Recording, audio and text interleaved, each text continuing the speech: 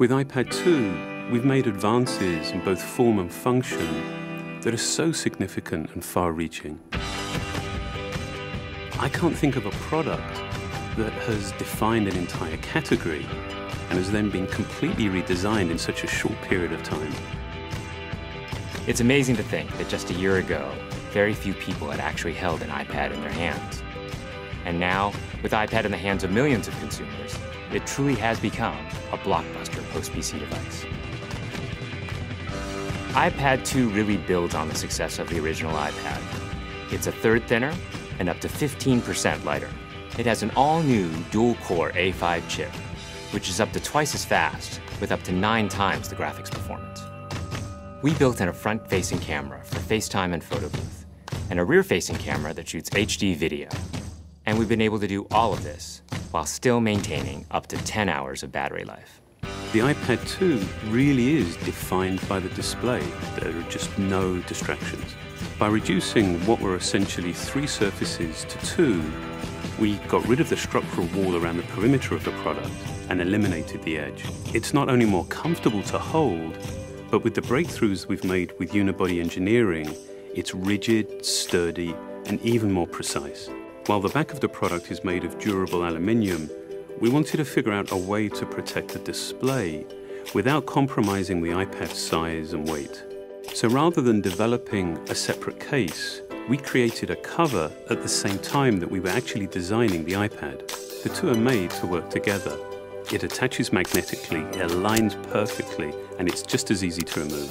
When the iPad detects you've opened the cover, it immediately wakes from sleep. And when you close the cover, it puts it back to sleep. You can also fold the cover to create a stand for typing or watching a video. And the microfiber internal lining was even designed to help keep the display clean. There are 10 colors, 5 in polyurethane and 5 in a beautiful aniline dyed leather.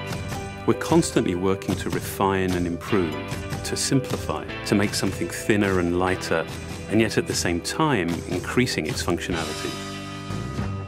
With an all-new front-facing camera, we brought FaceTime to the iPad. It's everything you love about video calling on the iPhone 4, but better. The big iPad display really changes the FaceTime experience. At this size, everything is so much clearer and more expressive. There's a rear-facing HD video camera, so you can share the moments you're seeing as they're happening. But FaceTime is just the beginning. We optimized the iOS to take advantage of the A5 dual-core chip. And we're introducing new apps that really leverage all this processing power, like Photo Booth. It's so simple to use, and it's just ridiculously fun. With the new rear-facing HD video camera, iMovie is just a natural on the iPad. The display is so big that there's plenty of room to edit your video.